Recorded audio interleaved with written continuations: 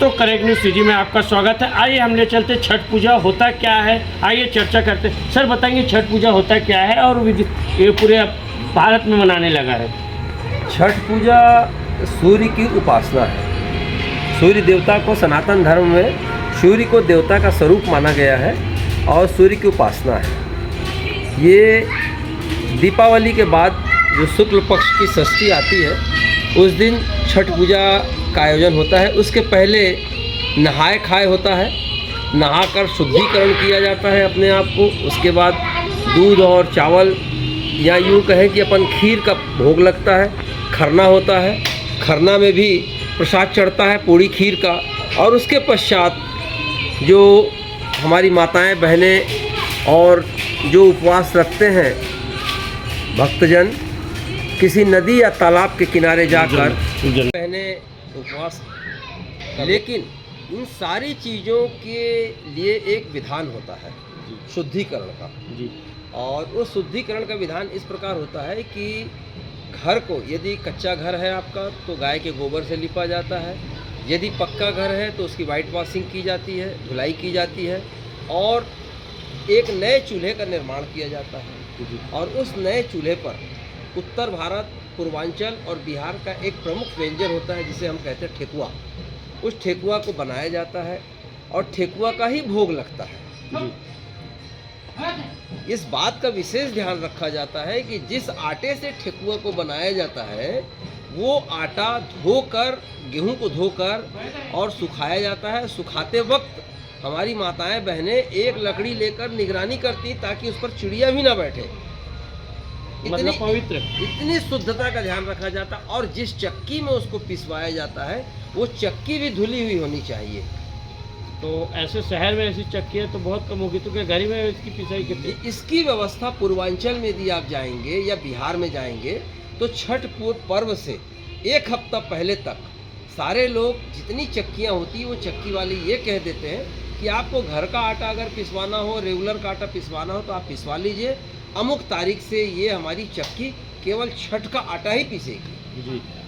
तो सर शहर में अभी तो बिहार नहीं है, अभी राजनांदगांव में कैसा होता है? राजनांदगांव और शहरों की स्थिति ऐसी होती है कि हम ये मान लेते हैं कि गेहूं को हम धोकर, और चक्की वाले से ये आग्रह किया जाता है कि भैया ये छठ पूजा के लिए इसको बनाया जाएगा, आप इसमें पवित्रता और शुद्धता का ध्यान रखें। जी जी।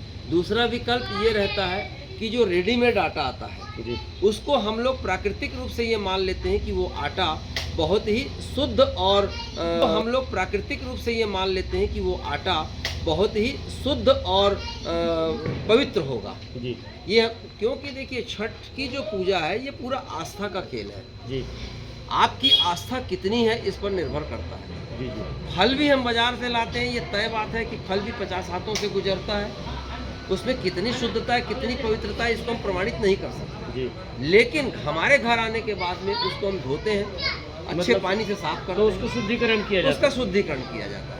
उसके बाद सारे फलों को तैयार करके एक दौरा बनाया जाता है जी। दौरा माने हम उसको छत्तीसगढ़ी भाषा में टोकना कह सकते हैं। इकट्ठा किया जाता है। इकट्ठा करते हैं और टोकना में या चरिया में डाल के उसको, और तालाब के किनारे जी वो उसको टोकना को बोह कर जी, सिर में बोह कर, हमारे घर का जो पुरुष होता है, जो सक्षम व्यक्ति होता है, जो शारीरिक रूप से सक्षम होता है, तालाब तक ले जाता है।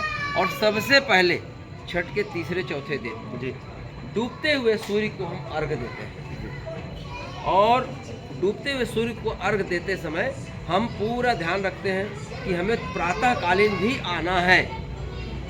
जैसे ही सूर्यास्त होता है उस घाट पर हम प्रणाम करते हैं, घर आते हैं और जिस रूम में, जिस घर में ये छठ का सामान किया जाता है उस घर को भी पवित्र रखा जाता है। आपकी बेडशीट, चादर, ओढ़ने का चादर, माने उसके नीचे की फर्श वगैरह हर चीज़ शुद्ध और पवित्र होना चाहिए जी। ये सारी चीज़ें छठ पर्व के पहले ही हम लोग इसकी तैयारी कर लेते हैं। तो इसकी तैयारी आप कब से शुरुआत करते हैं? जो मतलब ये 4 दिनों का त्योहार दीपावली का जो पर्व होता है जी। ये भी बहुत बड़ा पर्व है जी। और दीपावली के पर्व की तैयारी के साथ साथ इसकी भी तैयारी शुरू हो जाती है।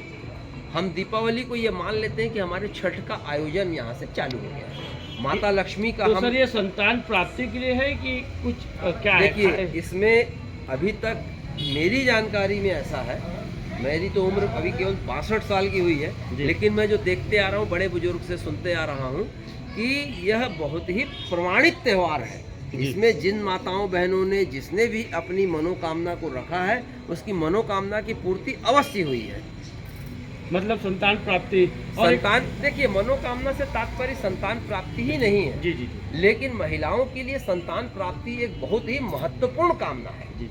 नहीं, ऐसा माना जाता है कि जिनकी संतानें नहीं होती है वो हाँ, वो 200%। हाँ, जो छठ पूजा के सुबह जो सुबह पानी में खड़े होकर सूर्य की उपासना करते हैं। के बाद जो चने बांटे जाते हैं, हाँ, वो चने से अगर अपने छुपा के लेते हैं जी, जी।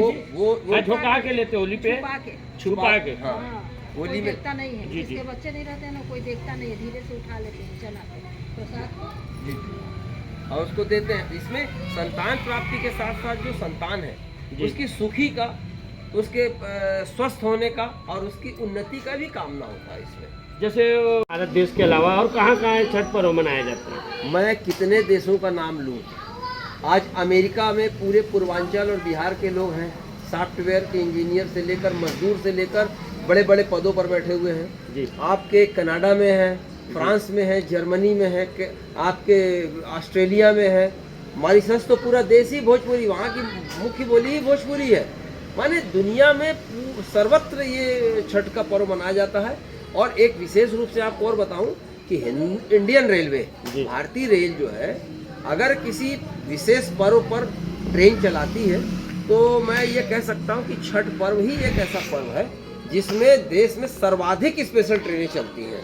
और सरकार ने भी इस बार छुट्टी की छत्तीसगढ़ सरकार की जी। तरफ से पूर्ववर्ती सरकार ने भी इसमें जी। छुट्टी की घोषणा की थी और अभी शासकीय अवकाश रहता है इसमें, जी जी और बड़े जोर शोर से मनाते हैं। और आपको ये भी बता दूं मनोज जी कि बिहार में, यूपी में, उत्तर प्रदेश में कई जगह ऐसा मैंने देखा है कि मुस्लिम समुदाय के जो लोग हैं, जो इस्लाम धर्म के अनुयायी हैं, वो लोग भी छठ पर्व को मनाते हैं। उनकी आस्था इसके प्रति है।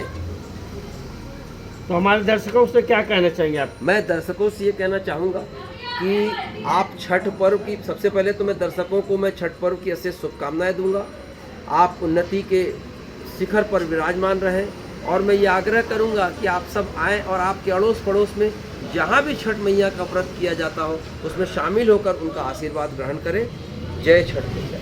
तो दोस्तों, हम बात करते हैं छठ पूजा होता क्या है, और आपको ये भी बता दें कि आपको ये बताना चाहूँगा, छठ पूजा में ये भी माना गया है कि अगर छठ पूजा में आप उपवास नहीं रहते, अगर कोई भी आप सच्चे मन से उस जो छठ पूजा की स्थान है उस स्थान पर अगर आप जाते भी हैं तो आपको उसकी जो प्राप्ति है उस प्राप्ति आपको भी होती है। और सुबह छठ पूजा के प्रसाद वितरण सुबह प्रसाद वितरण किया जाता है, जो भारी संख्या में लोग प्रसाद लेने पहुंचते हैं। राजनांदगांव से मनोज देवांगन की विशेष रिपोर्ट।